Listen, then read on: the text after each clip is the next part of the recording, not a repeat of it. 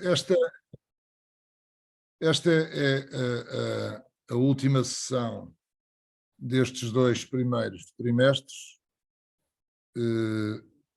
dedicados muito à execução do plano, uma vez que os planos diretores municipais estão em processo de revisão ou de alteração.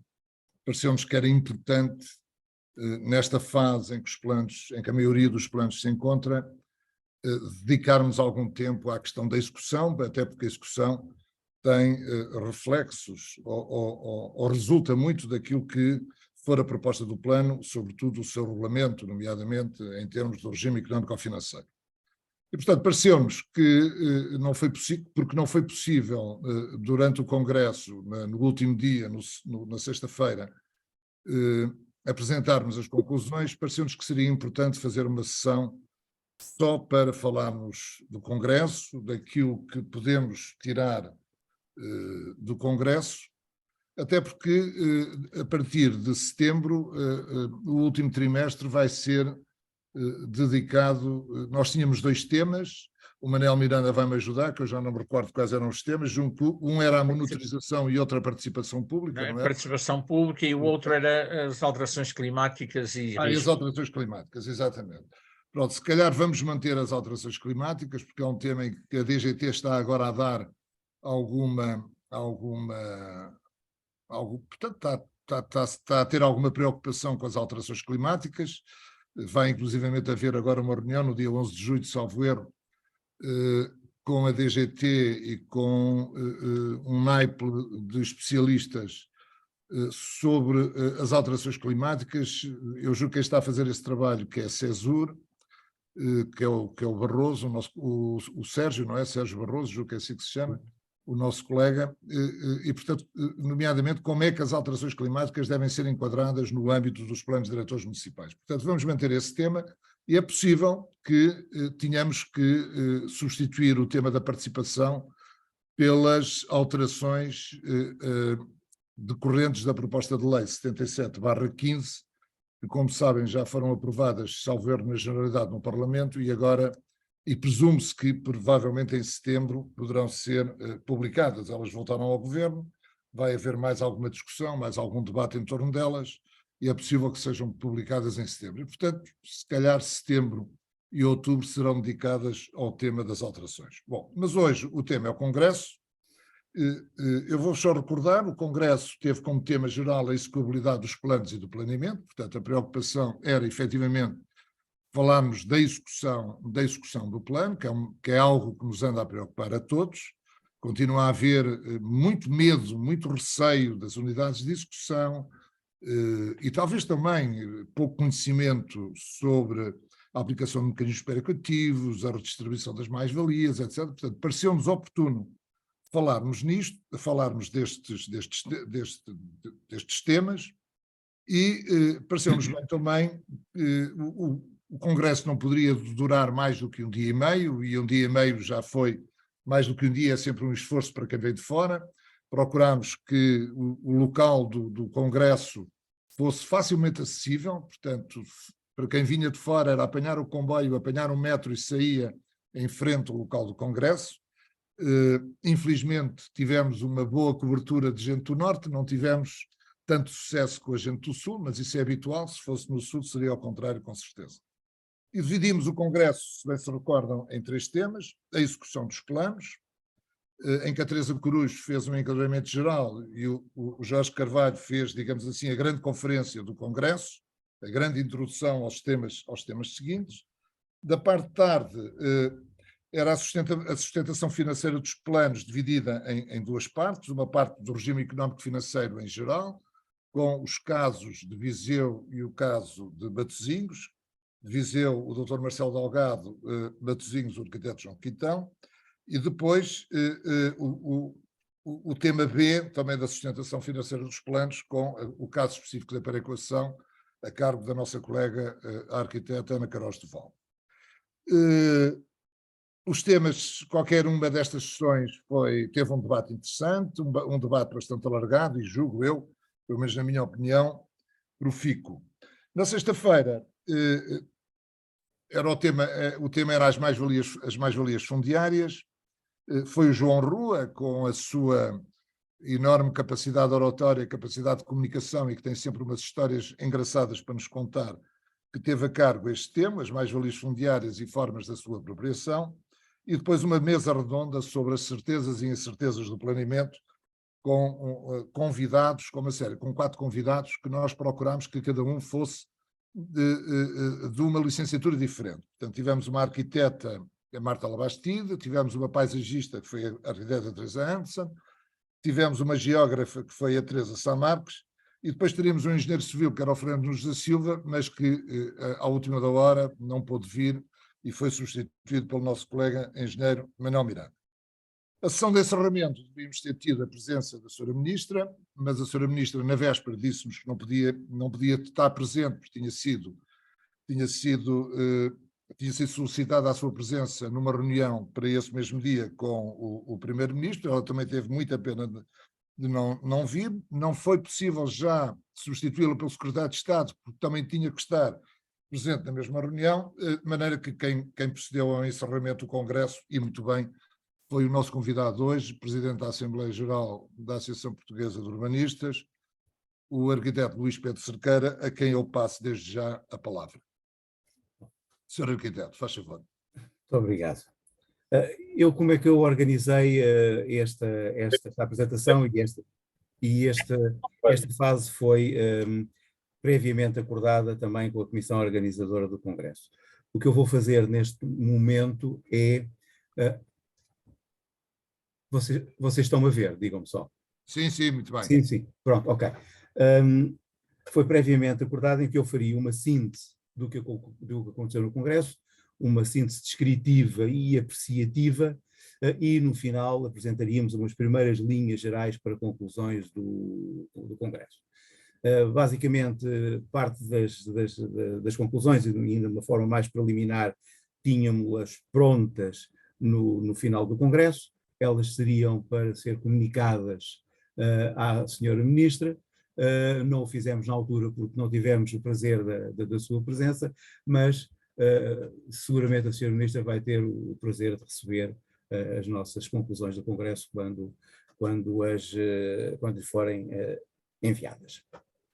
Bom, eu, para não me perder e para poder ser mais objetivo e mais rápido,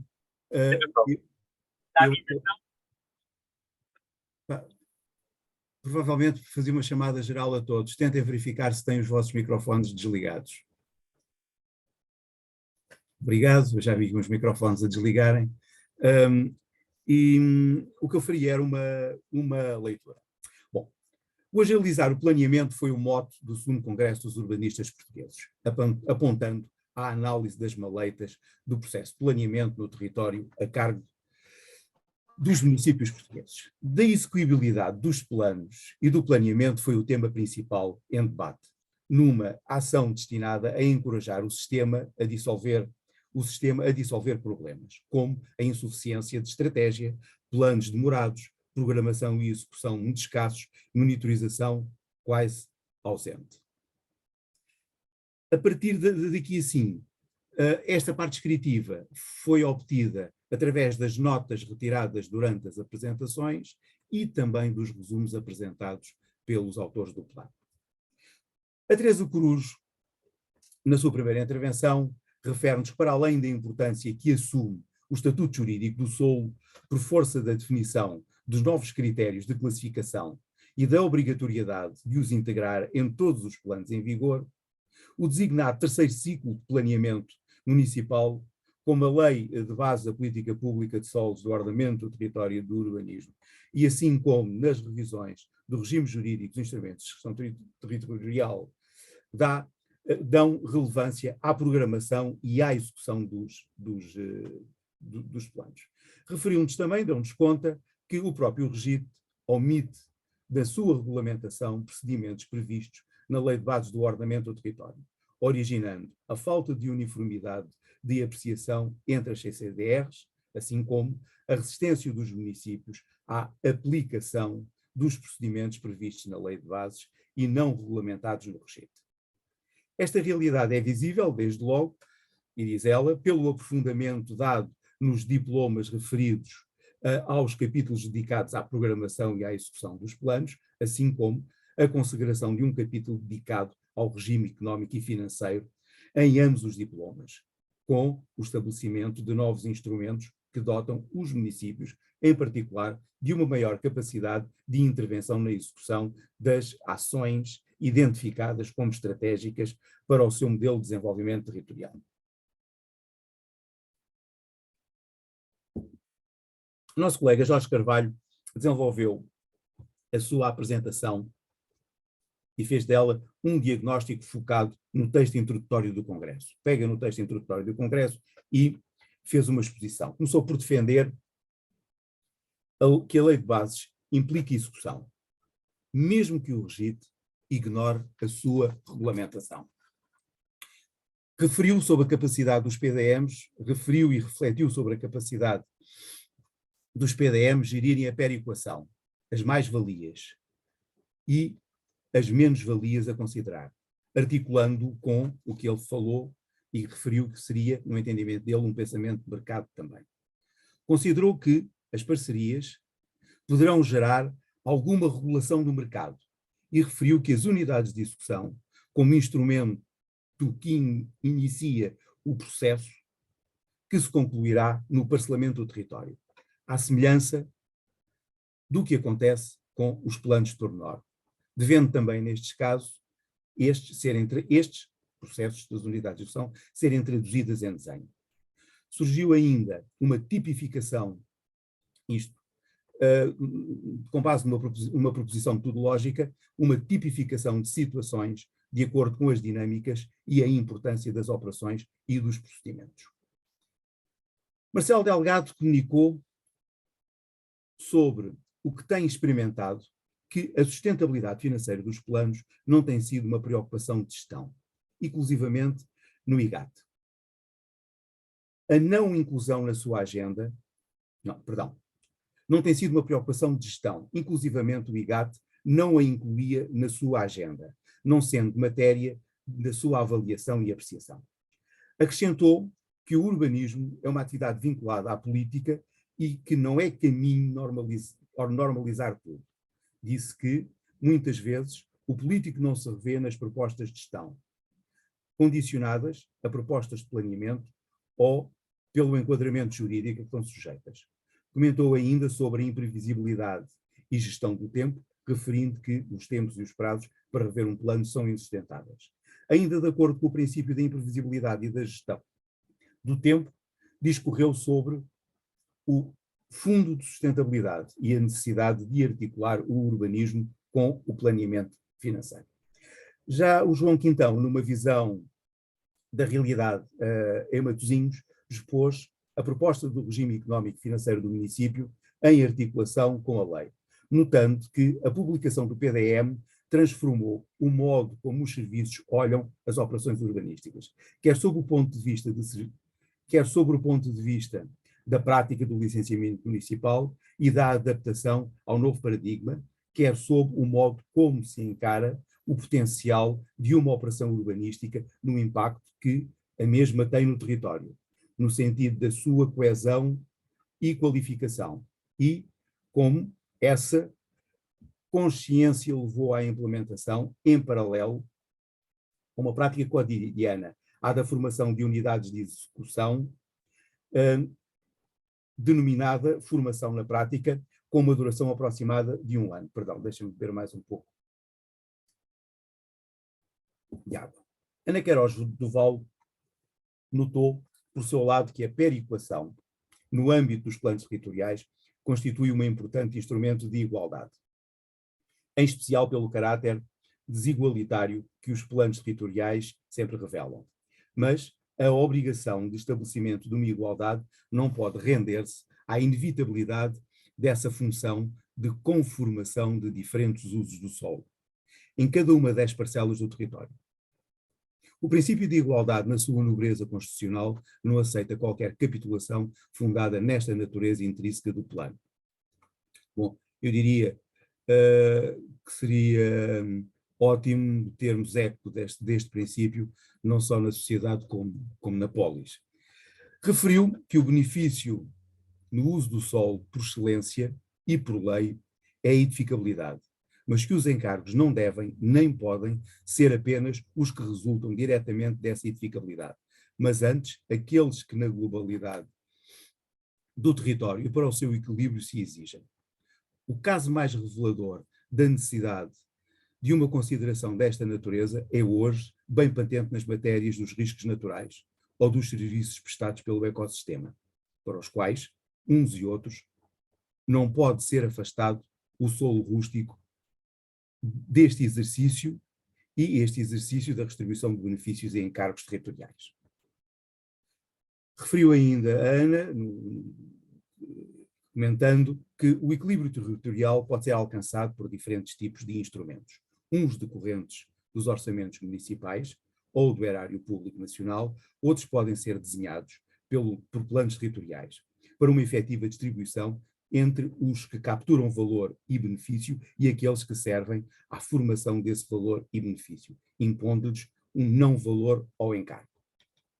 Abordou ainda no final o Fundo Municipal de Compensação, alertando para os custos financeiros e de gestão que a criação de um fundo com estas características irá ter.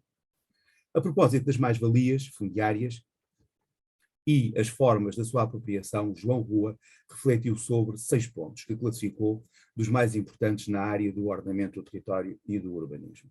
Desde logo, sobre o solo, e especialmente sobre a capacidade de intervenção pública sobre o solo, como elemento estruturante e indispensável a um ordenamento do território e urbanismo mais equilibrado. E acima de tudo, o mais socialmente justo possível. Sobre a questão das mais-valias geradas, seja por via dos planos, seja resultante de investimentos públicos estruturantes, como encarar e até que ponto faz sentido regular ou apropriar parte da mais-valia gerada.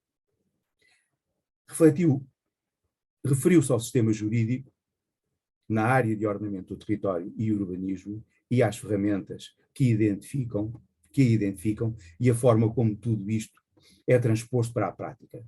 Debruçou-se também sobre o papel dos municípios e, mais do que o papel, a real capacidade de intervenção dos municípios sobre o solo e sobre as dinâmicas urbanísticas e imobiliárias.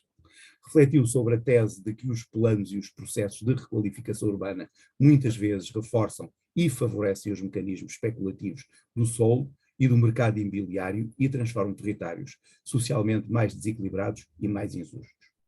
Finalmente, comentou brevemente sobre o que na realidade e na prática poderá ser feito para tornar as políticas públicas na área do urbanismo e do ordenamento do território mais integradas nos restantes domínios, sejam eles económico, cultural, social, e assim contribuir para a construção de territórios mais equilibrados e socialmente mais justos.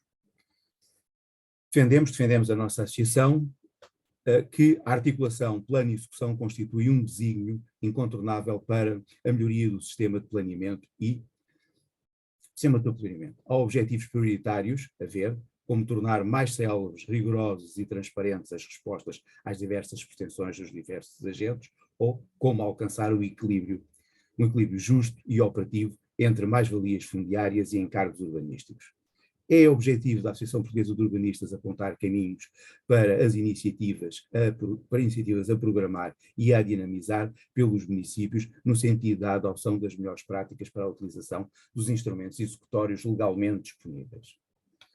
A Associação Portuguesa de Urbanismos pretende envolver os cerca dos seus 300 urbanistas representados, na discussão das matérias mais diferentes respeitantes ao plano, ou seja, sobre a sua execução, sustentação financeira, mais-valias fundiárias, ou planeamento versus incerteza, entre outras. De facto, o Congresso elencou as barreiras ao trabalho do urbanista, a ausência de estratégia, o arrastar dos planos no tempo, a falência na programação e na execução, a quase ausência de monitorização. Lembrando, professor Costa Lobo, que como defendemos que é planear que a gente se entende, ou se dissolve esta viscosidade que trava a articulação entre os planos e a sua execução, ou não vislumbramos melhorias no sistema de planeamento. O ordenamento do território era suposto seguir muito à frente para se libertar do rótulo de travão do desenvolvimento económico. E, contudo, o ordenamento do território e o urbanismo estão ausentes da agenda política. Os decisores, nos âmbitos supramunicipais, não adotaram uma visão integradora das políticas setoriais a nível regional, para enquadramento das políticas a nível municipal. E penso também que é imperativo admitir que o PDM é um instrumento insuficiente para o ordenamento do território e urge ser completado pelos instrumentos de gestão territorial previstos. Sobre a síntese, isto sobre uma lista preliminar de conclusões. Procuro sistematizar conclusões, deixando aqui algumas sugestões. O cumprimento da lei de bases, mesmo que algumas das suas normas não, o cumprimento da lei de bases, mesmo que algumas das suas normas não sejam desenvolvidas no regime. Ajustar o modelo de execução e do regime económico e financeiro às especificidades de cada município. A não uniformização de soluções para diferentes situações. Densificar a formação dos técnicos que trabalham no ordenamento do território. Valorizar a componente do ordenamento do território nas diferentes escalas de governação. Instituir um fundo municipal de sustentabilidade ambiental e urbanístico. Incrementar a equidade pela redistribuição das mais-valias e no tocante a benefícios e encargos resultantes das operações de uso e transformação do solo. Valorizar, compensar o solo rústico pelas suas funções de complementariedade com o solo urbano. Tenho dito para já. Bom, eu peço desculpa que eu estive ausente aqui para 5 ou 6 minutos, entrei agora mesmo, falhou-me a net. Luís Pedro, diz-me só, portanto, fizeste apenas uma síntese do Congresso, não foi? Não estou a ouvir, estás sem som. E fiz também a apresentação daquela lista preliminar de síntese de conclusões. Conclusões. Pronto, ok. Pronto, eu punha agora à consideração de todos e ao debate o que é que o interesse desta sessão é nós elaborarmos um texto das conclusões do Congresso para podermos enviar para o Governo, neste caso à Ministra Territorial e ao Secretário de Estado do Ordenamento do Território, portanto, aquilo que nos interessa verdadeiramente. Portanto, devemos ser fortes no conteúdo e muito assertivos no conteúdo, e devemos também limitar-nos àquilo que efetivamente nos interessa, não nos podemos dispersar nesse texto. O Luís Pedro avançou já com 5 ou 6 conclusões que a nós nos pareceram importantes e que consideramos que resultaram, de uma forma geral, do Congresso, mas agora gostávamos de ouvir os colegas sobre quais são as vossas opiniões, quais são as vossas ideias e aquilo que nós efetivamente devemos conter num texto a enviar ao Ministério. Portanto, está aberto o debate. Quem quiser inscrever-se, o melhor é levantar a mão. Eu já vejo aqui uma mão. Não era uma mão, era a minha mão, não era. Tinha aqui uma mão sobreposta ao Jorge Carvalho, mas não é ele ainda que quer intervir. Mas tenho aqui a Ana Runa. Ana Runa, força. Olá, boa tarde a todos. Conseguem-me ouvir, suponho. Eu tentei participar de forma ativa do Congresso, entrei muito recentemente para a associação e tenho vontade de participar. Neste contexto, eu acho que o Congresso pode ser visto como um sucesso. Eu sinto que, lá está, eu sou do Sul e sinto que no Congresso não se refletiu tudo o que é a realidade de execução que nós aqui verificamos. Ou seja, a imensa dificuldade de se olhar com respeito e olhar como algo útil para os instrumentos para dentro.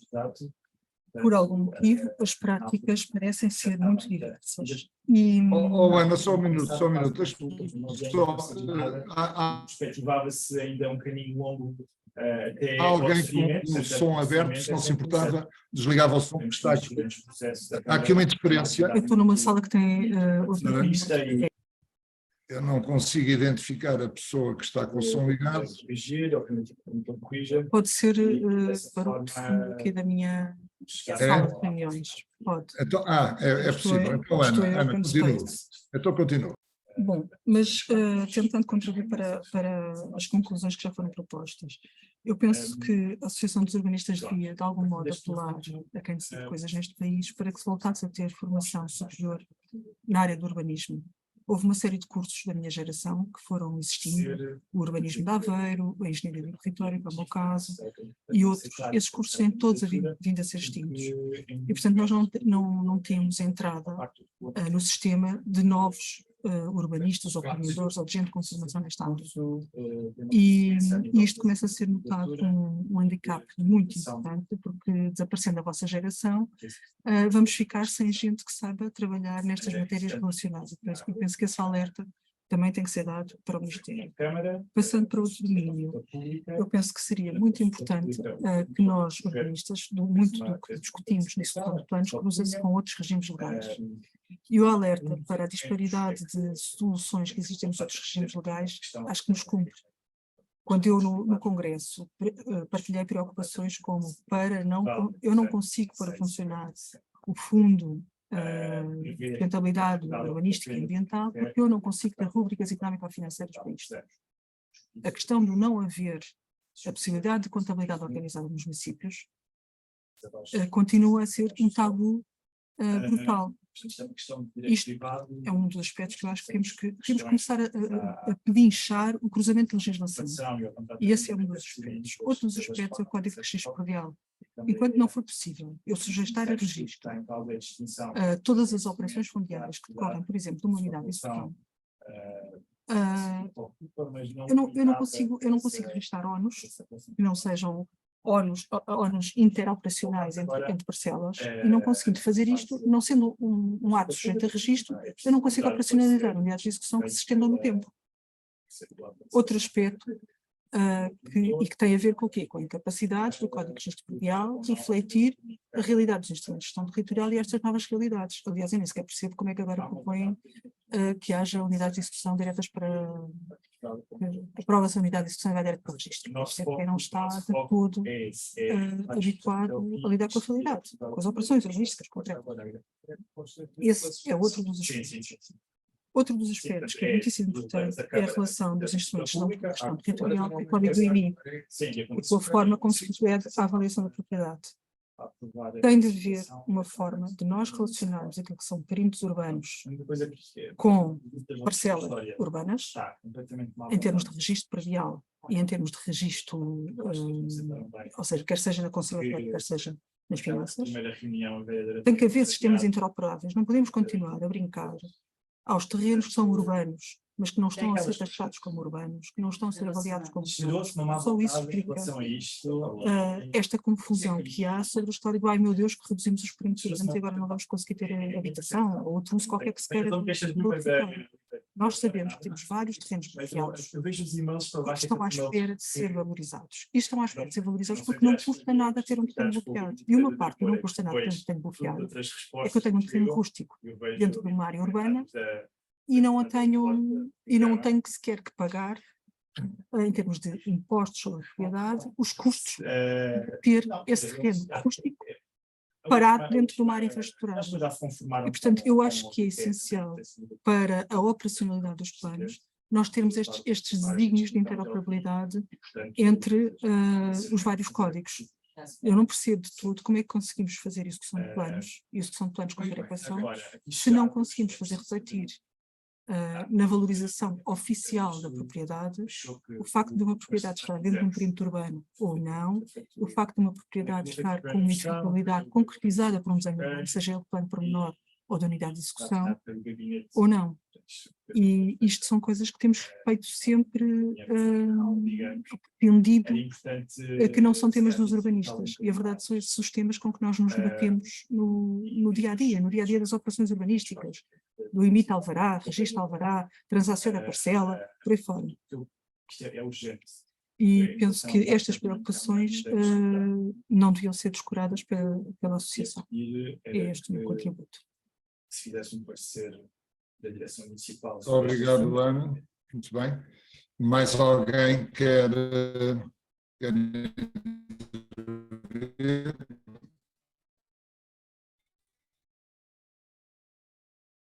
Não vejo mãos no ar, está tudo muito. Manuel Miranda. Está aqui o Manuel Miranda.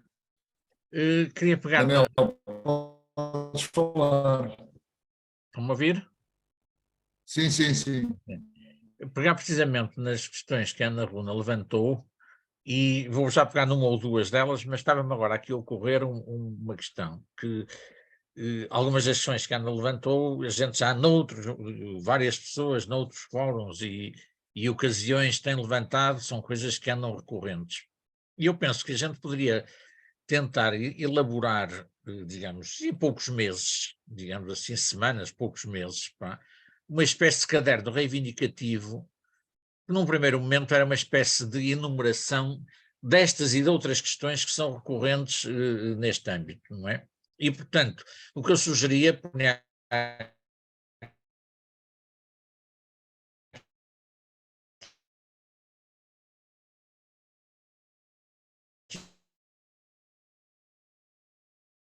Deixei de ouvir o Manuel. O Manuel Miranda congelou. Manuel, deixamos-te ouvir.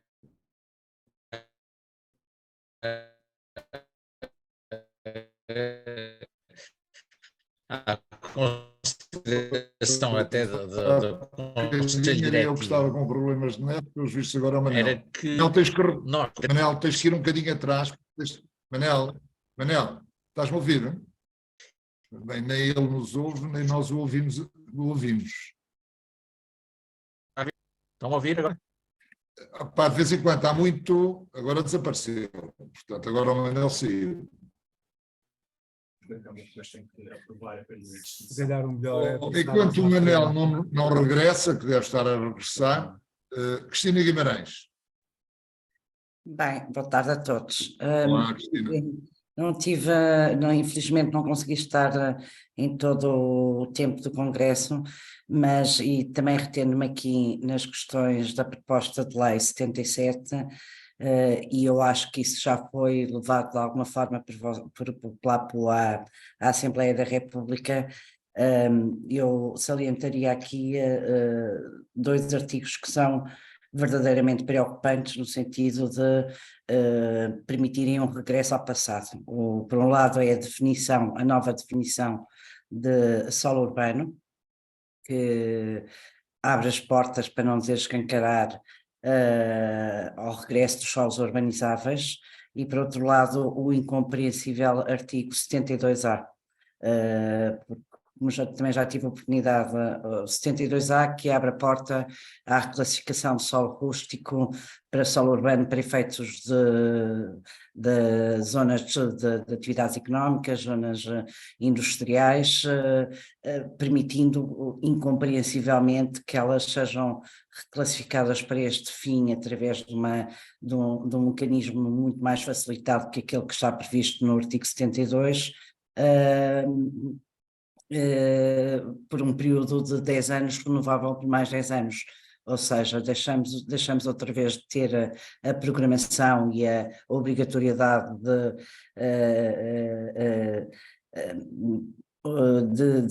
impor, digamos, uma relação entre o que se planeia e aquilo que se vai executar a prazo, seja ele curto, médio ou longo, e deixamos esta porta. Eu acho que o artigo 72A, ao contrário do artigo 72B, que tenha fronteiras muito mais estreitas, é um artigo para mim altamente preocupante. Muito obrigado, Cristina. Obrigado, Cristina. Então, agora vamos regressar ao Manuel Miranda. Sim. Estão-me a ouvir agora? Manel, Estão a ouvir? Estão a ouvir? estás-nos a ouvir, Manel? Eu estou a ouvir. Agora estamos. Estamos. Sim. Então vá, fala. Pronto.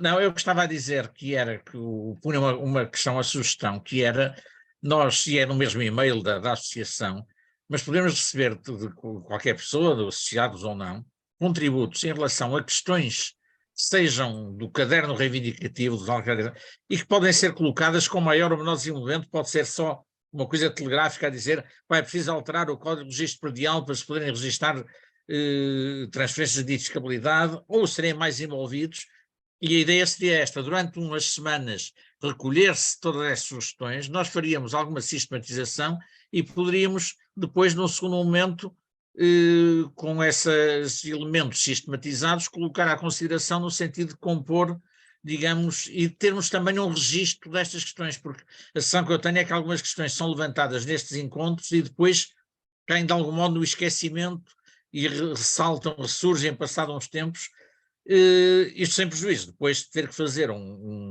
uma sistematização mais forte e inclusive eventualmente definir prioridades, o que deveria ser apresentado primeiro, até porque há aqui coisas que implicariam alterações legislativas mais fortes, outras são acertos cirúrgicos legislativos, outros eventualmente serão questões quase de métodos de atuação e nem sequer mexerem com alterações legislativas. Mas penso que seria uma espécie, meramente criarmos uma espécie de uma caixa de correio para ir recolhendo estas sugestões e estes elementos todos, e depois logo veríamos, em função disso, como é que organizávamos esse cardápio e que destino lhe daríamos, não é? Pegando um pouco nisso. Pegando agora em questões concretas, no que respeita ao Fundo Municipal de Sustentabilidade Ambiental e Urbanística. Eu penso que num primeiro momento, sem pôr em causa as questões da contabilidade municipal e as implicações que tem, mas eu penso que num primeiro momento este fundo podia ser um fundo estritamente contabilístico, ou seja, as receitas e as despesas entram, as receitas entram e as despesas saem pelas rúbricas habituais, mas tudo aquilo que fosse de acordo com a definição que o município fizesse do fundo municipal, tudo aquilo que fossem receitas que de acordo com a questão pertenciam ao fundo e tudo que fossem despesas que eram encargos do fundo, eram colocadas numa contabilidade, poderia estar permanentemente online em tempo real atualizada, onde tínhamos todas as entradas, as origens que elas vinham do processo tal, da compensação tal, etc. Isso tudo, e todas as saídas, no sentido de, isto era meramente um fundo meramente contabilístico, sendo que eu tenho a ideia que o Fundo Municipal de Sustentabilidade Ambiental e Urbanística idealmente deveria viver unicamente das receitas, digamos, da gestão do território, nomeadamente da gestão urbana do território, e ser usado também nas despesas relacionadas com isso, mas se calhar, pelo menos numa primeira fase, esse fundo terá que ter alimentação no próprio orçamento municipal geral, porque também não podíamos criar uma situação onde, por exemplo, só se fizessem despesas no sentido de dotar de equipamentos ou de infraestruturas ou o que fosse, em função dos valores que o fundo tivesse obtidos das suas receitas. Mas aí basta que nas receitas se ponha uma rubrica aberta, outras receitas com origem fora do município ou do próprio orçamento do município. Isto precisamente nesse contexto, nesse conceito de que era um fundo essencialmente contabilístico, no sentido de se ver o deve e o haver, ou melhor, de onde vêm as receitas para o fundo e onde é que elas são gastas. E eventualmente aí apontando-se, por exemplo, nos planos que eu tenho colaborado, a gente tem apontado no regulamento do PDM, não cria o fundo, mas aponta alguns elementos que só devem fazer parte. E, por exemplo, a partilha ou as receitas que venham da partilha, ou do que começamos a chamar da repartição das mais-valias, as receitas que venham das compensações por não cedência, coisas desse ano, obrigatoriamente vão ser parte do fundo.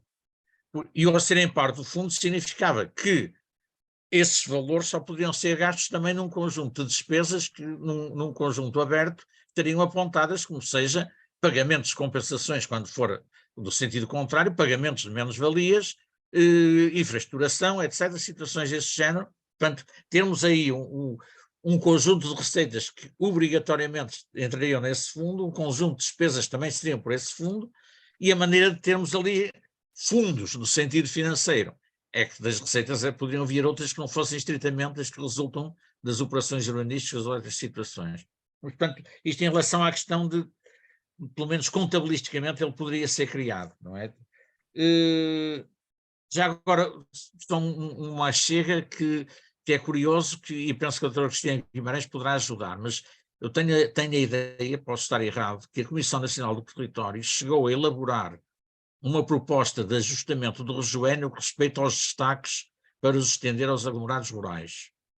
E não sei se isso é verdade, se essa proposta foi feita, se foi encaminhada para o Governo, Agora, não deixa de ser significativo que estamos agora com alterações no rejoé e uma alteração de que se fala há anos não aparece lá. Quer dizer, uma coisa que é simples, ou seja, há aqui uma desarticulação total de coisas que até já estão pendentes, já existem, já foram sugeridas, são faladas há 10 anos, pá, e continuam, e no entanto não aparece nesta alteração legislativa, tem coisas muito mais profundas e um pormenor destes não aparece. Portanto, era também já agora lembrar esta questão, mais uma a lembrar deste ao caderno reivindicativo.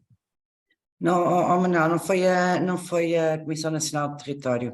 Eu, na altura que estava na Comissão de Coordenação do Desenvolvimento Regional do Norte, deixei uma proposta à Presidência nesse sentido, que era uma alteração verdadeiramente cirúrgica ao rejoé.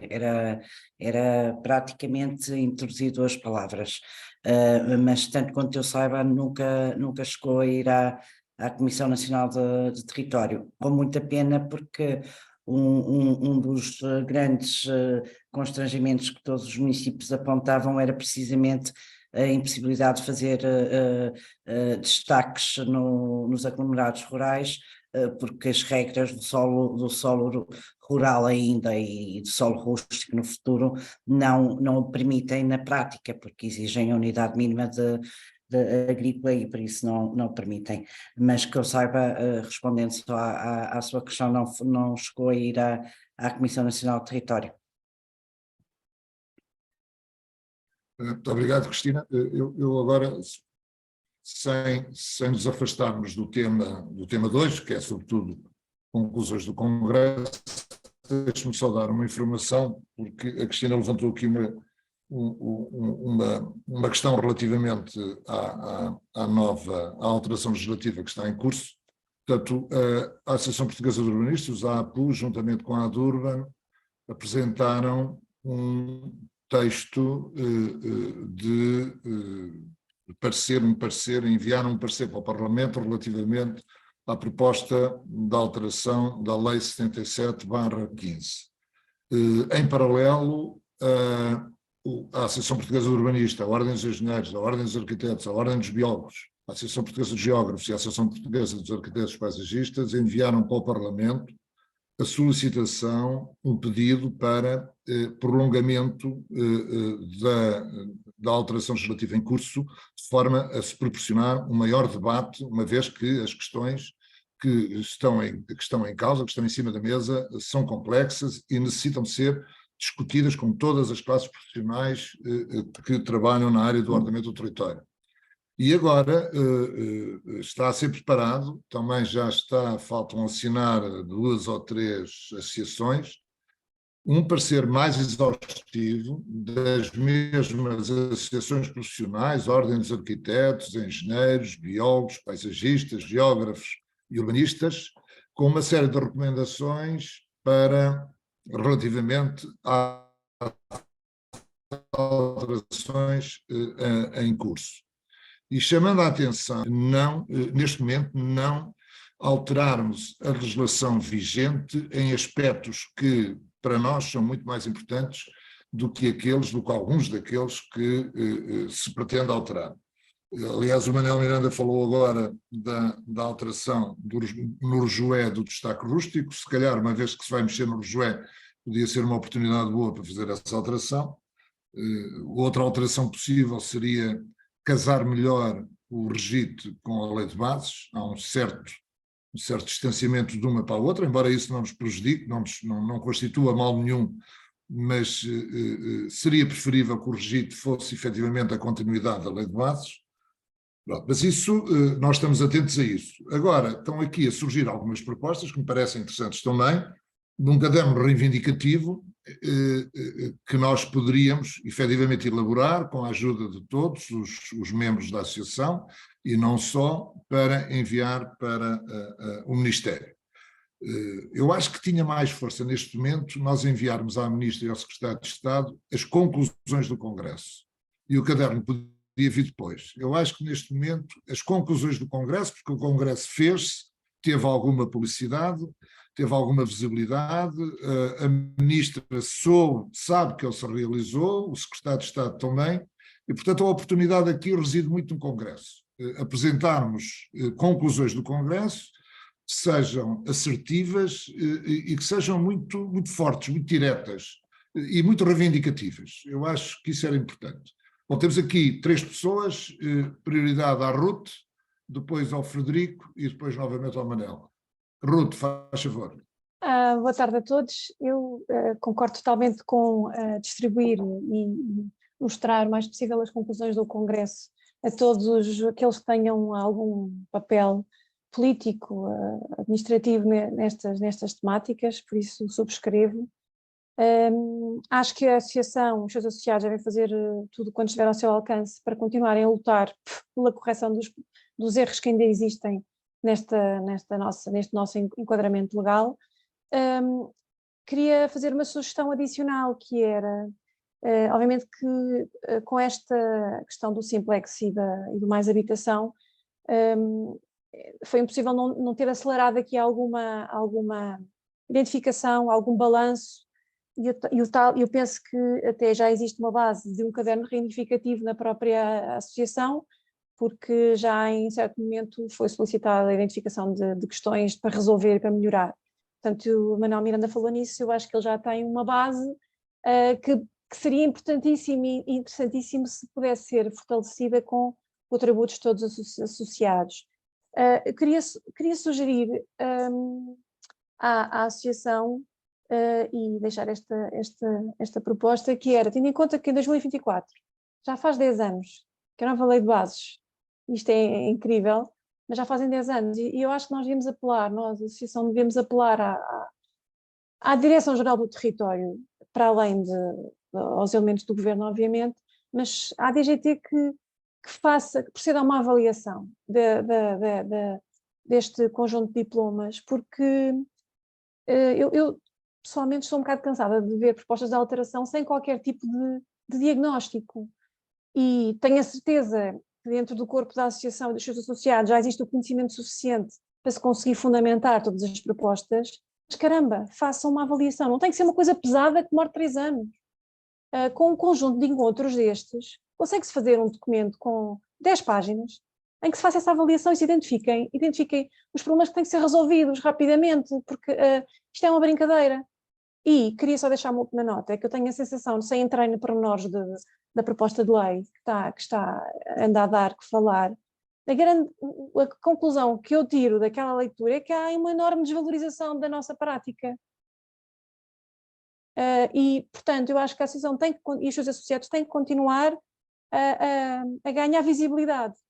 Portanto, apelo à associação e a todos que participem deste processo de ganho de visibilidade, de elaboração do caderno reivindicativo, e tentar levar a bom porto uma avaliação rápida da lei de base e do REGIT, que vão fazer 10 anos, não tarda nada. Obrigada.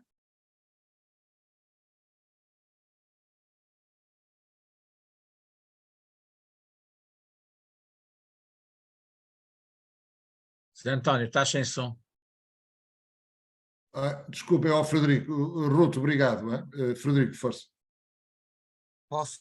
Então, antes de mais, os meus parabéns pela realização do Congresso, que tive o privilégio de conseguir assistir, e foi realmente um sucesso, e acho que muito participado, e além de muito participado, muito profícuo no debate, não só daquilo que foi exposto, mas também até da participação que deu para perceber que muitas vezes o entendimento sobre um dos temas mais fundamentais que temos, que é a perequação a sul, não é tão entendido como é entendido a norte, e não sei se temos hoje muitos membros da associação presentes a sul, mas um dos grandes temas que houve uma intervenção de alguém da Câmara Municipal de Lisboa era precisamente a dificuldade relacionada com a perequação, não vista como associada apenas à unidade de execução ou ao PG, mas sim ao plano e à cidade.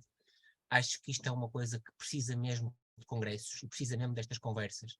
Se nós urbanistas e nós que não fazemos mais nada na nossa vida que não esta área, por vezes não estamos todos alinhados no entendimento da lei, e se a perequação efetivamente se aplica à cidade toda e ao plano, ou se aplica apenas a algumas áreas, acho que também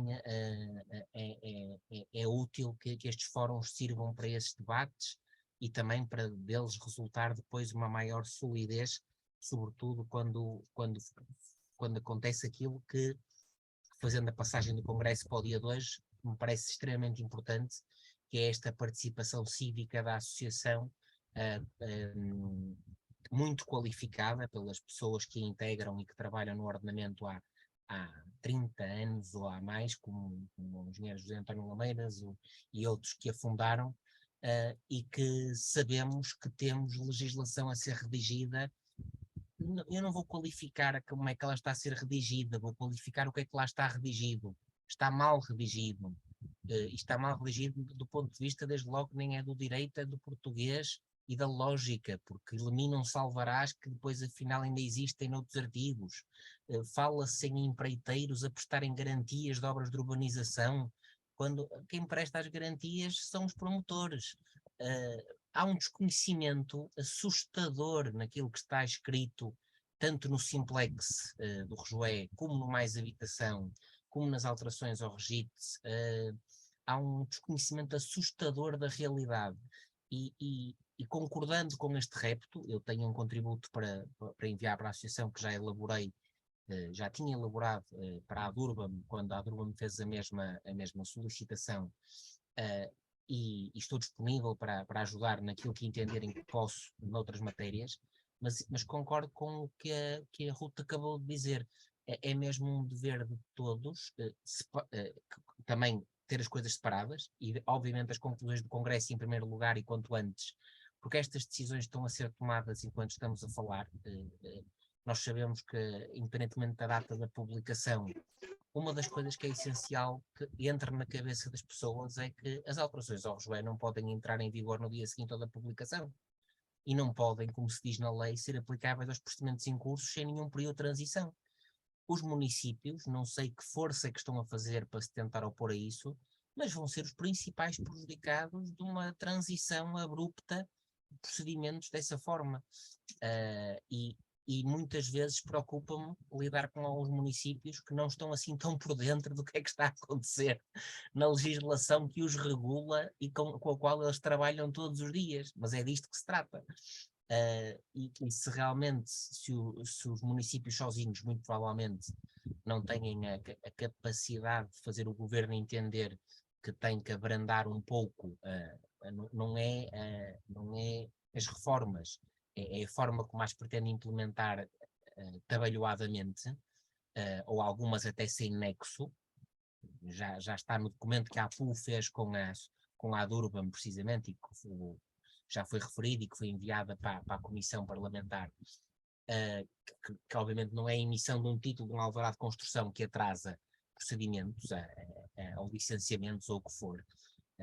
Já está escrito também que a redução da segurança jurídica, que a mim como advogado, que acompanho muitos promotores e muitos investidores, assusta-me e preocupa-me consideravelmente. Acho que vamos ter um problema criado pelo próprio legislador que vai agravar aquilo que ele alegadamente queria resolver, que era ter mais habitação. Ele vai ter menos habitação por muitos e variados problemas. O suposto simplex vai complicar, o IVA na construção, como eu referi, ao agravar, vai fazer menos construção, os preços aumentarem, a oferta diminuir. Há muita coisa má. E eu sobre isso posso depois participar por escrito e enviar esses meus contributos. Gostava apenas de aderir a este repto para que todos os associados fizessem o mesmo, porque acho que não sei se seremos suficientes todos juntos, mas somos seguramente uma pequenina parte de uma engrenagem muito grande e que tem uma agenda muito forte, ter este trabalho pronto e publicado e em vigor, se não durante o verão, logo imediatamente em setembro. Ganhar tempo é essencial para que a reponderação seja feita pelo legislador antes das coisas estarem em Diário da República. Ter acesso às portarias que são referidas e que não existem, ou se existem ainda não estão cá fora, é essencial para se perceber. E termino, para não monopolizar esta intervenção, dizendo apenas o seguinte: pela minha experiência de alguns contactos que já fui tendo, até porque tive alguns colegas que estão neste momento a trabalhar na administração pública. Eu sugeria que, além da Ministra da Coesão, que esse assim como é óbvio, é essencial que receba as conclusões, a Ministra da Habitação também as deveria receber, e em concreto a Comissão de Economia, Obras Públicas, Planeamento e Habitação, que é a Comissão da Assembleia da República, que está a fazer as audições que o engenheiro José António Lameiras referiu às várias associações, que está a receber contributos diretamente e que está a ter que ponderar o que é que o diploma vai ou não vai, os diplomas vão ou não vão mexer antes da sua publicação, também deveriam receber diretamente, eles têm o e-mail da Comissão e há o e-mail do Presidente da Comissão, que também é público. Portanto, acho que muitas vezes o trabalho até é feito e às vezes não chega às pessoas certas. Portanto, se calhar não bastaria enviar aos ministros, era preciso enviar também para quem está nas comissões neste momento, uma comissão a trabalhar deste assunto. E é só. Obrigado, Frederico. Manel, estás tu inscrito e depois está o Jorge.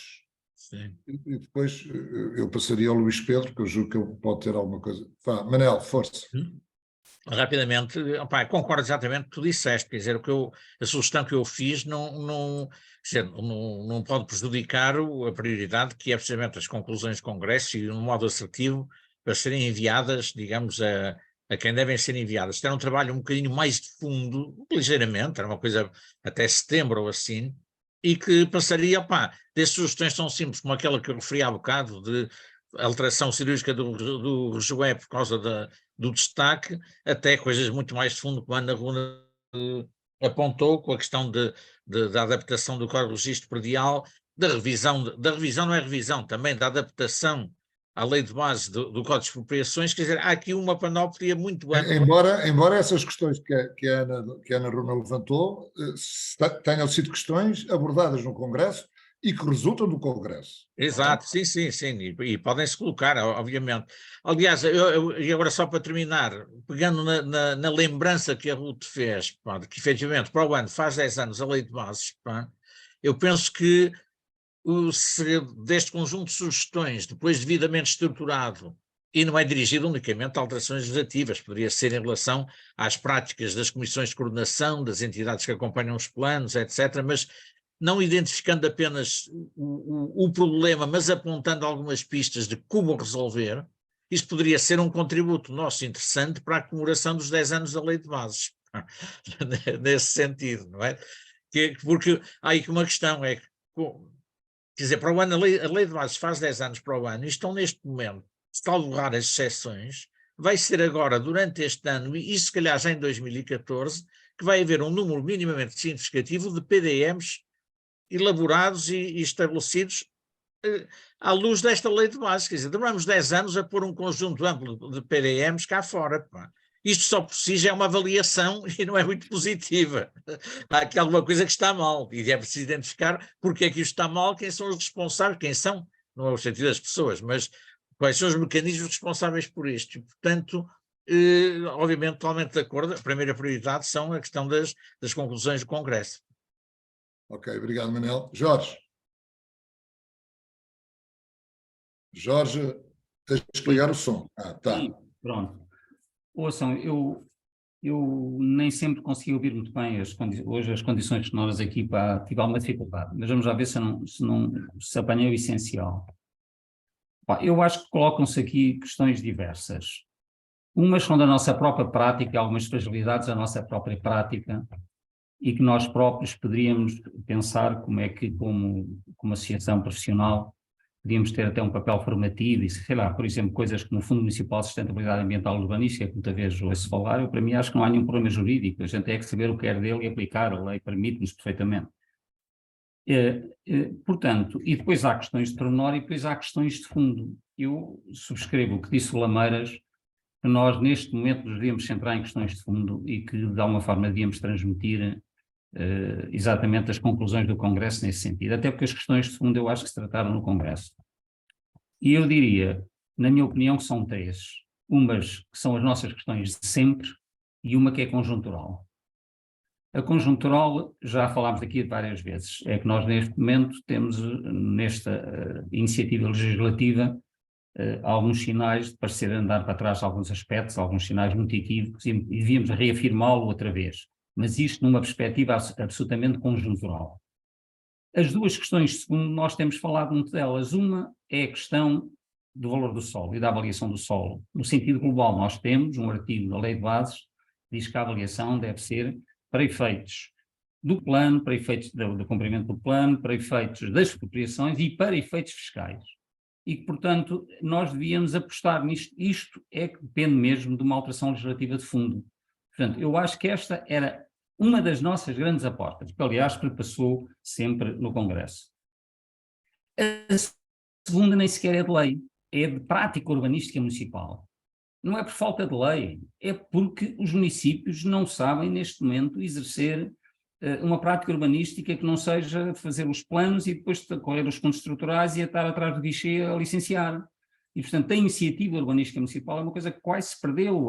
Neste momento começa a despontar aqui e acolá o que é bom, mas mesmo assim há muito pouco. E, para mim, isto poderia-se resolver com um programa lançado pelo Governo e grandes apoios das CCDRs, em que dá uma forma exemplificada e dá um apoiozinho financeiro e técnico e jurídico para que isto se concretizasse em cada município. E, para mim, eram as duas grandes mudanças que podiam acontecer, que podíamos pedir ao Governo.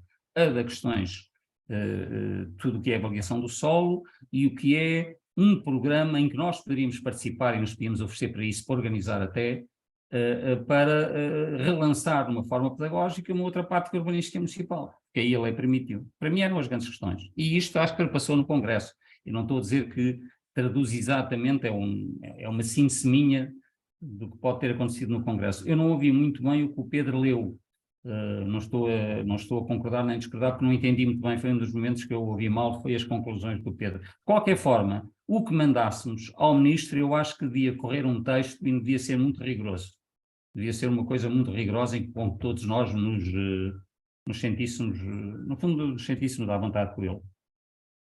Era isto só. Jorge, obrigado. Tenho novamente... Luís, tu estás à vontade quando quiseres intervir, não precisas pôr a mãozinha amarela, podes levantar o braço que eu vejo.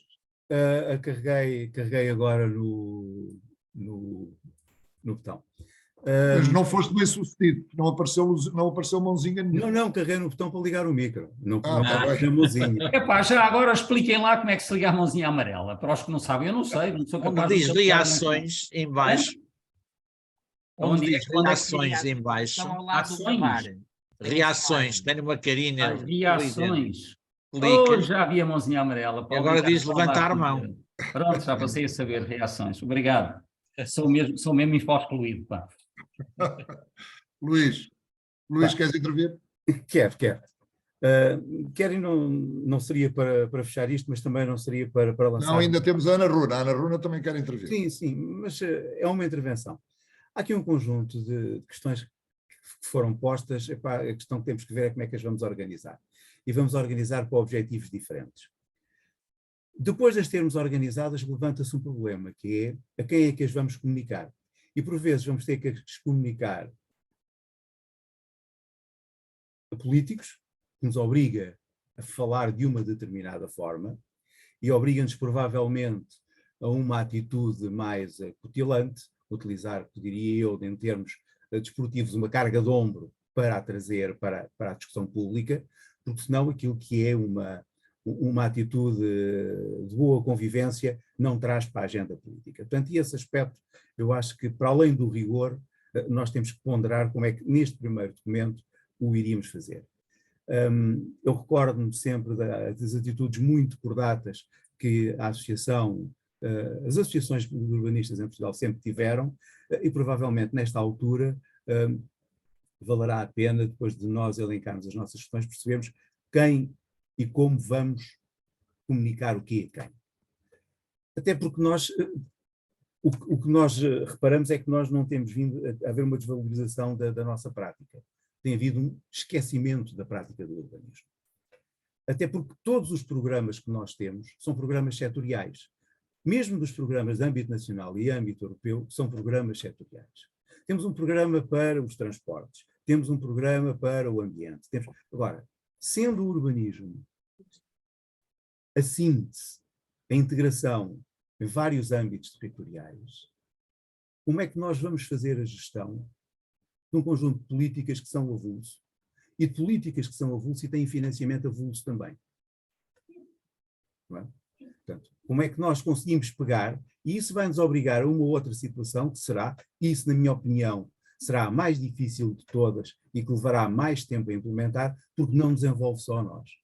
Vai ter que ter um envolvimento no lobby à escala de Bruxelas, que é como é que as associações de urbanistas vão pôr o foco na atividade que é o urbanismo que faz a síntese, que faz a integração programática. Quando nós vemos que a nível europeu o que tem vindo a acontecer é exatamente o contrário. Isto não é para ser arauto nenhum da desgraça, é só para termos noção da dificuldade que vamos ter em relação a algumas das matérias.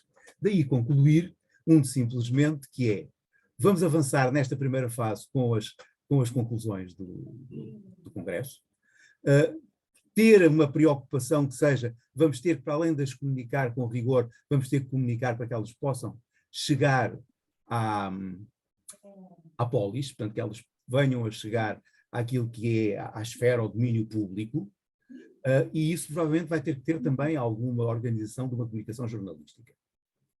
Como é que vamos fazer chegar ao ministro, ao decisor político? Não são nossos colegas, desde o João Ferrão, que eu não ouço falar de política de cidades em Portugal. O João Ferrão foi o último que eu ouvi, mas eu diria assim, o João é um dos nossos, não é? É um que está na nossa esfera. Desde aqui para cá, desapareceu a política de cidades em Portugal. Houve mudanças de governo, houve mudanças de ciclos políticos, e mesmo com essas mudanças de ciclos políticos, ninguém retomou tudo isso. Hoje o ordenamento do território sai de um ministério para o outro ministério, e é assim um parente pobre que anda, e tem andado nestes últimos anos. Nós não sabemos, e temos que procurar no governo se está na coesão territorial, se está no antigo Ministério do Ambiente, se teve...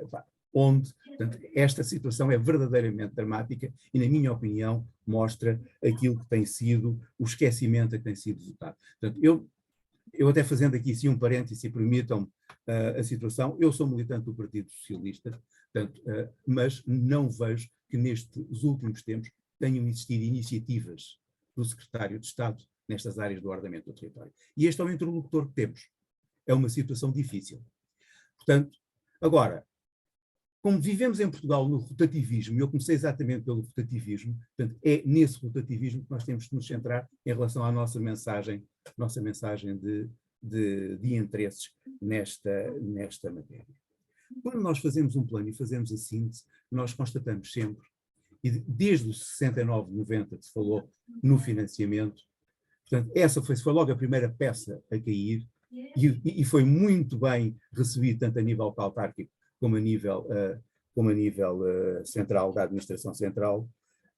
O que nós verificamos é que estas questões do financiamento, da articulação, portanto, são situações que nós vamos ter dificuldade em termos políticas associadas a financiamento dessas políticas, articuladas com o ordenamento do território. Vamos ter que as estudar naquilo que são as políticas que financiam estas atividades, que nós poderemos vir a integrar. Isto, na minha opinião, é para outro trabalho, não é para este momento, mas pode ser um trabalho de fundo, um trabalho de maratona, e começarmos a arranjar mecanismos, como o Manuel sugeriu, de começarmos a receber um conjunto de dados. Eu só fiz a minha referência a uma filiação política para não se pensar que eu sou fundo de um partido e estou a fazer um ataque ou estou a utilizar isto para fazer ataque. Não. É uma preocupação que eu tenho em relação àquilo que são as matérias do ordenamento do território em Portugal. Portanto, enquanto não tivermos como o ambiente, como os transportes, e seja lá o que for, conjunto de políticas com força desde Bruxelas para serem implementadas nos países, que tenham a consequente capacidade de, associada à política, haver um financiamento. Portanto, temos muita dificuldade. Mas, quando falamos às vezes em algumas matérias, falamos mesmo em setores como o ambiente, em setores do ambiente, ou nos transportes, em setores do transporte. Portanto, e isso é uma fragilidade que começa a haver hoje para a definição de políticas na área do ordenamento do território. Provavelmente será mais fácil retomarmos o trabalho que o João Ferrão deixou, das políticas de cidades, do trabalho que começou a ser feito sobre essa matéria, porque provavelmente será uma entidade mais fácil de gerir. Sobre as matérias políticas do ordenamento do território fora e do espaço urbano, seria muito interessante saber como é que vamos trabalhar os planos regionais de ordenamento, dos planos regionais de ordenamento florestal, ou perceber porque é que temos políticas agrícolas e não temos nenhum planeamento, nenhuma previsão de um ordenamento florestal para o país, nem que seja com uma sistematização esquemática, para se perceber o que é que são os 90% do nosso território nacional, que não é área urbana ou periferias. Portanto, há aqui sim, da minha parte, e vocês já podem ver alguma, não será desconfiança, mas alguma preocupação em relação a um trabalho que será longo, e temos que ver com os nossos colegas do Conselho Europeu de Urbanistas e das políticas europeias se há possibilidade de concertação em relação a estas matérias. Sobre a síntese e as conclusões, eu penso que o trabalho a enviar não será um trabalho de síntese, será um trabalho de conclusões, que vai ser lido por um político e provavelmente vai ser lido por jornalistas, se queremos que ele possa ter algum impacto na sociedade. Esta parte descritiva que eu hoje li, o Jorge Carvalho teve dificuldade de entender, para além da má leitura que seguramente eu fiz desse texto, é para consumo interno, para alimentar também o nosso debate, a gerar um conjunto de conclusões, e seguramente aquelas que nós vamos entender que são as possíveis, também aqui de uma forma oportunística, são as possíveis de conseguirmos agarrar neste momento e ter algum eco delas. E tenho novamente dito para já. Obrigado, Luís. Ana Runa. Então, agora já não tenho eco, agora já sou eu aqui a trabalhar. Ou seja, eu quando vim com toda esta espécie de caderno reivindicativo, é que eu não consigo de todo achar que o Congresso foi um sucesso, porque saímos dali convictos de que se consegue fazer execução de planos. Eu não saí dali convicta de que consigo fazer execução de planos, eu saí dali convicta que há muita gente a tentar fazer modelos, e que a Norte fazem modelos que conseguem maior credibilidade junto dos vossos políticos. Mas eu continuo convicta, e essa é a minha dificuldade, de que ou eu tenho... É a força do Norte. Ou eu tenho interoperabilidade. Eu não posso continuar a dizer que quero fazer execução de planos, eu estou sempre a falar do meio urbano. Eu não posso continuar a dizer que quero fazer execução de planos e depois tenho uma avaliação para efeitos fiscais, uma avaliação para efeitos expropriativos, a avaliação bancária e outras não sei quantas avaliações. Nós precisamos ter uma regulação da atividade de avaliação. Eu, no meu município, que é Lisboa, confronto-me com situações em que a Comissão de Mercados de Valores Imobiliários valoriza fundos imobiliários em função de panfletos, se preciso for, em função de termos de referência para futuros planos para o local, em função, quer dizer, e tudo isto é uma desregulamentação completa, portanto a ignorância completa da Comissão de Mercado de Valores Imobiliários sobre o que é que são os instrumentos urbanísticos e o que é que eles põem e dispõem é gravíssima. E isto faz com que nós não tenhamos solos no mercado. Nem solos, nem edifícios, nem coisa nenhuma. Está tudo à espera de ser valorizado. E, portanto, eu não consigo olhar para as conclusões do Congresso sem olhar ou sem sentir, e foi isso que eu tentei dizer no Congresso nas vezes que intervi, que pedi a palavra, para além de todos estes modelos que nos possam ser muito úteis, há aspectos como, por exemplo, não se executa, aliás, execução, nem planos sem contratualização. A lei de base e as voltas que ela levou retirou a única figura contratual que tínhamos. A única figura contratual que tínhamos na lei eram os programas de ação territorial. Podiam ser várias coisas e entre elas eram contratos público-privados. Era o chapéu para os contratos público-privados. Os programas de ação territorial desapareceram da lei de bases. Num volteio que por aí foi. E, portanto, na verdade, os municípios, e eu trabalho no município, veem-se constrangidíssimos porque não têm espaço para fazer negociação. É muito mais fácil vocês que têm equipas externas, eu já percebi que são equipas de consultoria para municípios, fazerem ou conduzirem negociações do que aos próprios técnicos municipais conduzirem negociações ou aos políticos conduzirem negociações, porque não têm referenciais. Nós vemos-nos confrontados com o Tribunal de Contas a questionar-nos porque é que pôs determinado solo em praça pública abaixo dos valores de mercado. E somos confrontados como você não pode ir comercializar o seu solo abaixo de valores de mercado, porque está a desfalcar as finanças municipais. E esta realidade, não há instrumento de planeamento que nos valha. Não há de todo. E, portanto, eu não consigo falar de execução de planos sem falar de financiamento de planos, de um referencial de financiamento. Outra das coisas que acontece é a questão das taxas urbanísticas, que são tidas como uma ótima fuga. Tudo o que é PDM está executado com perequação, dizer que a perequação se consegue através da TRIO, TMU, como lhe queiram chamar. E se nós formos ver o valor da TRIO, não representa sequer o custo de abrir a vala, quanto mais por lá uma infraestrutura. Isto é verdade. Quer dizer, escusamos de estar a inventar os melhores sistemas de perequação quando as taxas urbanísticas que os vários municípios cobram não são fundadas em custos de urbanização. E, portanto, nós podemos fazer os melhores estudos para a escala da unidade de execução, para a escala do plano pormenor, mas enquanto não houver uma relação efetiva entre custos de urbanização e as taxas, enquanto não houver uma relação efetiva entre valorização imobiliária no mercado e o valor para efeitos de compensação, de cálculo das expropriações. E depois há um outro valor que é feito para efeitos do cálculo das compensações. Não sei quantos municípios têm modelos para a avaliação das compensações urbanísticas pela não cedência. Se as compensações urbanísticas pela não cedência são sempre modelos abstratos, agarrados a valores públicos e que dão valores muito inferiores à capacidade do município depois ir adquirir solos, o que acontece é que há aqui uma subvenção pública. Portanto, aquele que urbaniza tem sempre subvenção pública. E eu acho que a nossa associação tem que pôr a descoberta esta subvenção pública. Porque se não for através da nossa associação, não é em sede nenhuma. Porque todos beneficiam com isto. À exceção das cidades e dos utilizadores da cidade, todos beneficiam com isto. Todos os tais agentes que vão fazendo a constante revalorização imobiliária dos solos e que vão fazendo depois outra componente muito importante, que é o suporte financeiro, a todo o financiamento público do nosso país, o nosso sistema financeiro, que está todo ele ancorado nestas avaliações. Portanto, é urgentíssimo haver uma relação entre aquilo que vincula os instrumentos de pagamento e aquilo que se considera ser a avaliação dos imóveis e dos solos. E essa avaliação não pode existir, uma avaliação para o Código das Expropriações, uma avaliação para as finanças, quer dizer, isto tem que acabar. A regulamentação da atividade da avaliação imobiliária tem que existir e a Comissão de Mercados de Valores Imobiliários tem que ser posta na ordem. Eu não sei como é que vocês todos acham que podem fazer execução de planos se isto não acontecer.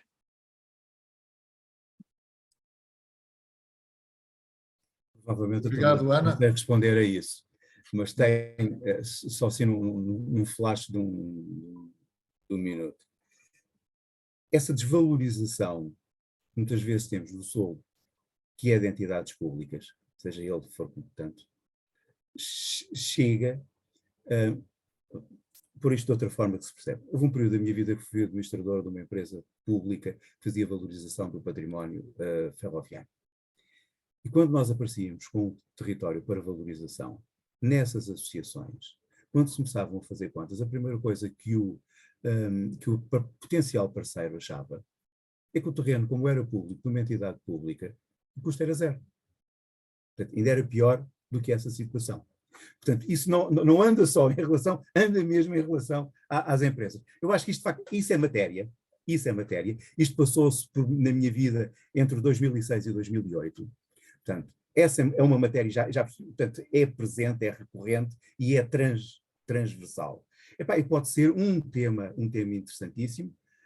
Esse poderia ser um tema interessantíssimo para se começar a abordar neste quase em doutoramentos, e depois a partir daí até alguns mestrados para se fazerem aplicações específicas sobre as teses que vierem a ser feitas.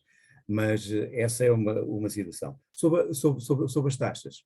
Também uma altura da minha vida, cheguei à conclusão que nos licenciamentos de edificações, as taxas que eram pagas nem pagavam aquilo que na altura se designava pela remoção do obstáculo jurídico. Eu até escrevi para não me enganar, dizer, a remoção do obstáculo jurídico. O custo que o município tinha a licenciar era maior do que a taxa que cobrava para o licenciamento.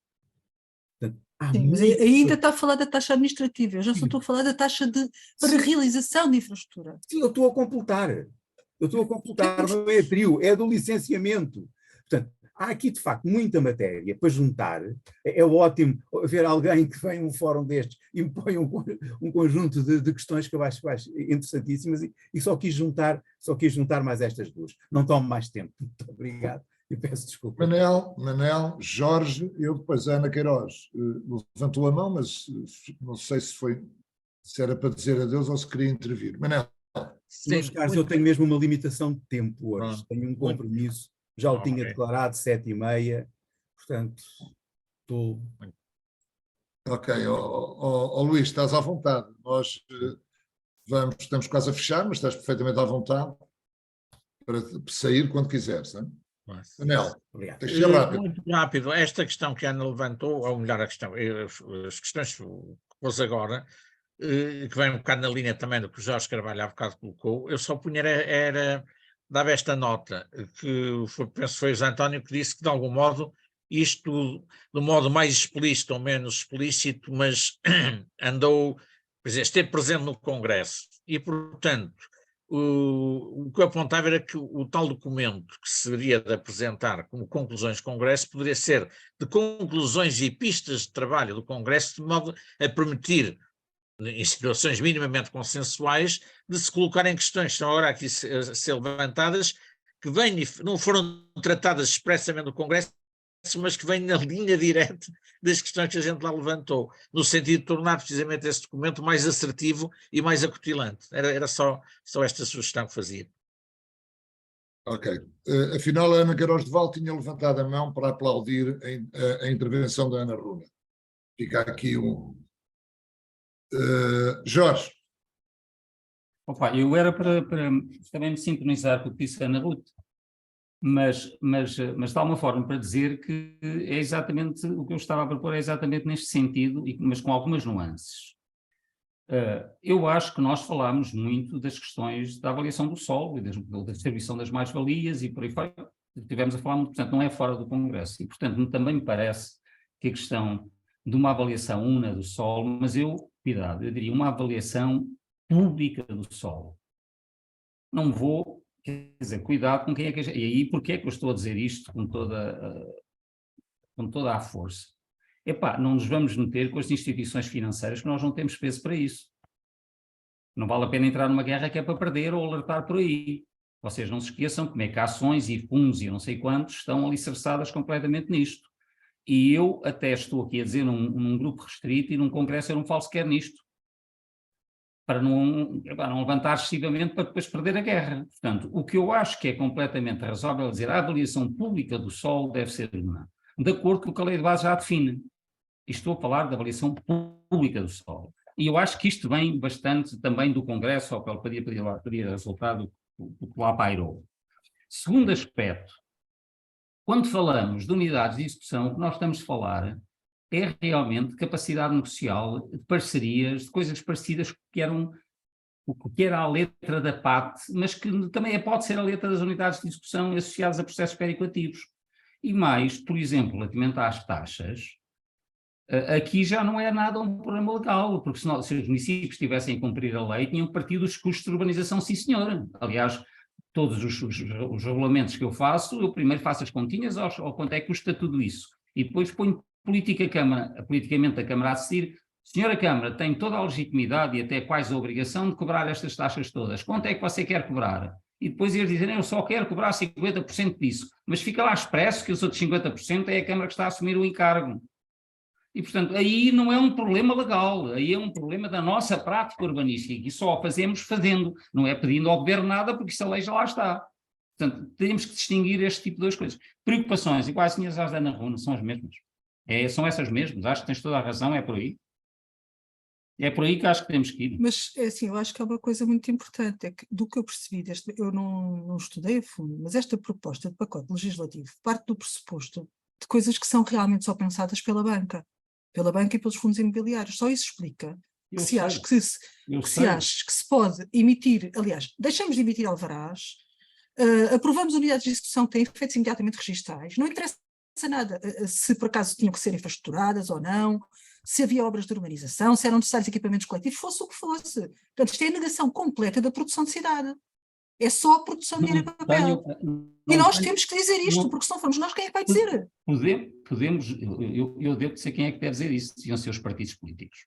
Porque se nós vamos entrar numa guerra para perder, mais vale para eles. Eu acho que devemos dizer o mesmo, eu acho que devemos propor nesse sentido, é um problema puramente tático. Eu se calhar nunca diria isto há 30 anos. Há 30 anos punha o punho no ar e dizia ao contrário.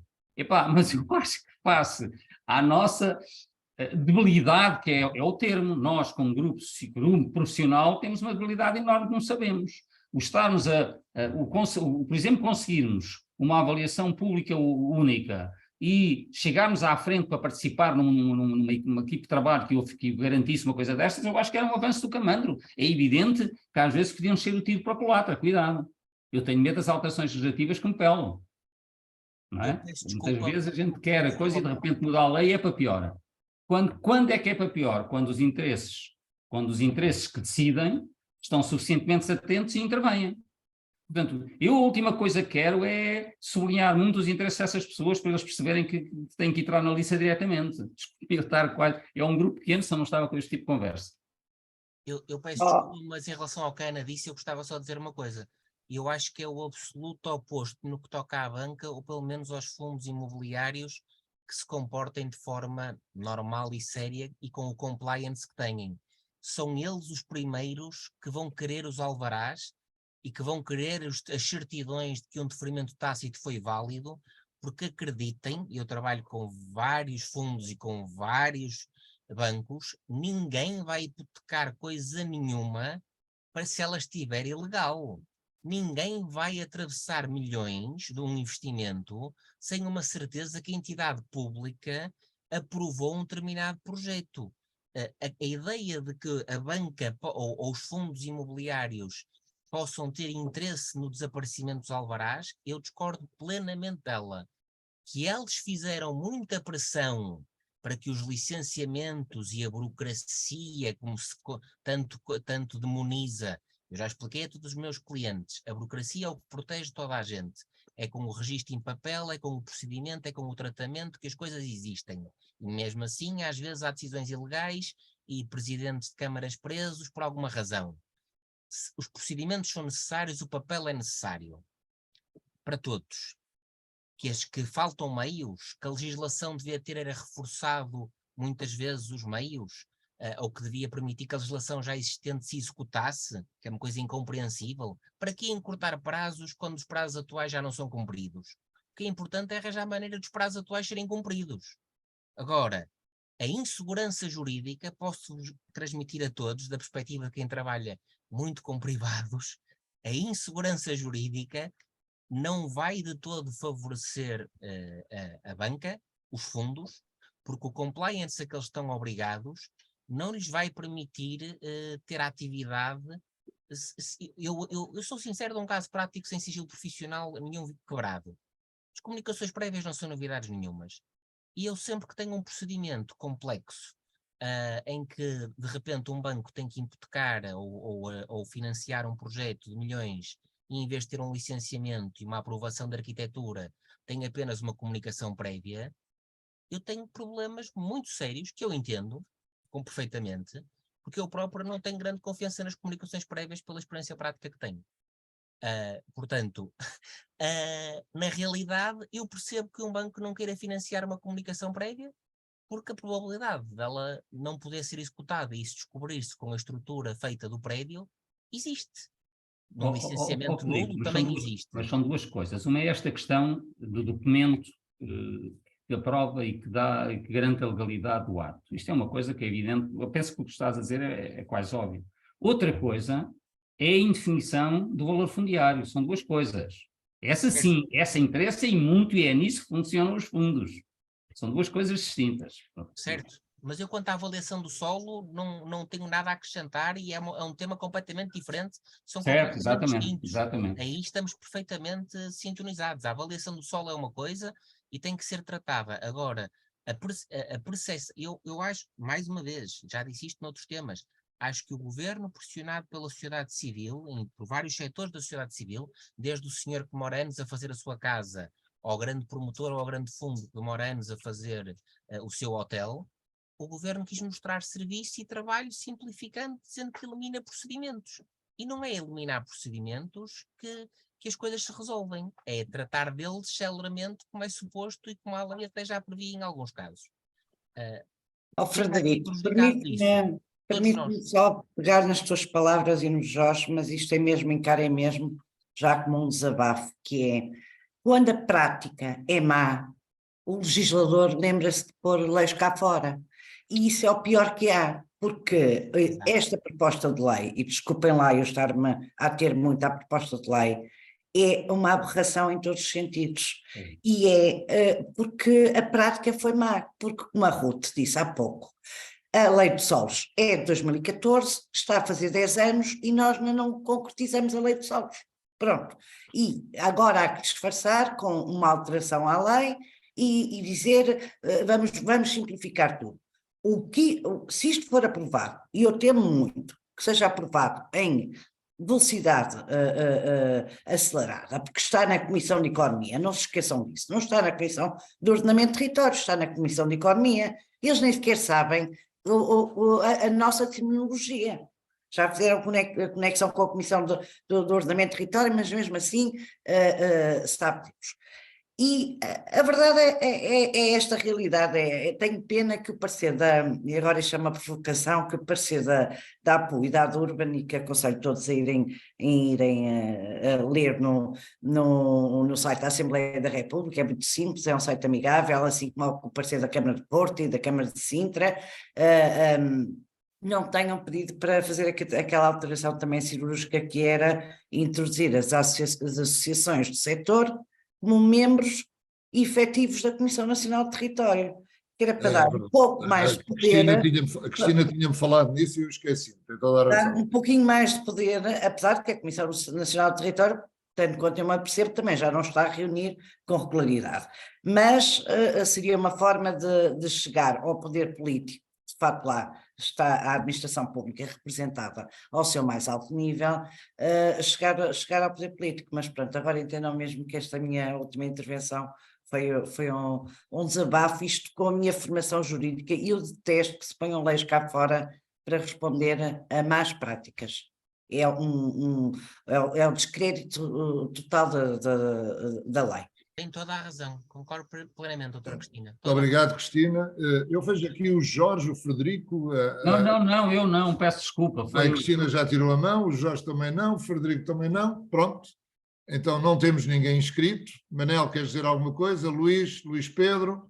Opa, queria só dizer uma coisa que, a propósito disto, e penso que este último documento trata isso, mas não tenho certeza, que é o seguinte, que é uma medida de mera prudência, que é a semelhança do que tem no atual REGOE, que permite que nos casos onde se pode aplicar a comunicação prévia, o promotor pode optar pelo licenciamento. Eu defendo como uma medida meramente de prudência que as alterações ativas que vierem, as simplificações que vierem, pelo menos mantenham isso. Dar a oportunidade à pessoa não querer nada dessas simplificações e ir pelo licenciamento. Porque eu tenho notícia de algumas câmaras onde a maioria esmagadora dos processos continuam a ser por licenciamento por opção dos requerentes. E, portanto, ao menos que mantenham isso. Que deem a possibilidade ao requerente de ir pela segurança jurídica. Agora posso partilhar que hoje de manhã estive numa sessão em que estava presente o vereador Pedro Baganha da Câmara de Porto, em que disse que agora a partir deste momento é tudo rejeitado liminarmente. Por uma questão de cautela, não é? De facto, simplificam tanto, como o Frederico estava a dizer, para que é que nós vamos diminuir os prazos? Não vai se as entidades não têm capacidade para dar pareceres no prazo de 20 dias? Para que é que vamos diminuir? Não é? Depois com a coroa da simplificação estamos, mas a complicar. Doutora Cristina, concordo, a prática de quem está no terreno, como disse o senhor vereador e como a doutora Cristina sabe, vai acontecer de norte a sul do país, não é só no Porto, é que este Simplex vai atrasar, não vai agilizar. E é triste que as pessoas que o fazem não entendam isto. Bom, meus senhores, o Luís Pedro está cheio de pressa, tem que se ir embora. Nós vamos fechar esta sessão. Prometo-vos, na terça-feira é a reunião do Conselho Diretivo vamos tentar fechar as conclusões, vamos depois distribuí-las pelos membros da associação para ver se há alguma reclamação ou mais algo a dizer, mas temos urgência em enviar para a Sra. Ministra da Coesão Territorial, para a Ministra da Habitação e, eventualmente, também para a Direção-Geral do Território e para a CNT, as conclusões do Congresso. Aquela proposta do Manuel Miranda relativamente ao caderno reivindicativo fica aberta, nós vamos pedir a todos os membros que tenham sugestões para esse caderno reivindicativo que as apresentem, mais tarde falaremos disso, agora vamos debruçar sobretudo sobre as conclusões do Congresso e sermos o mais assertivos possível. Não sei se julgo que está tudo, vamos dar por fechada esta sessão, muito obrigado a todos os presentes, aguentámos aqui ainda cerca de 40, eu pensei que não fôssemos tantos sequer, acho que foi bom, uma boa semana, um bom resto de semana e um bom fim de semana a todos. Boa noite, obrigado. Deus, boa noite. Abraços, até.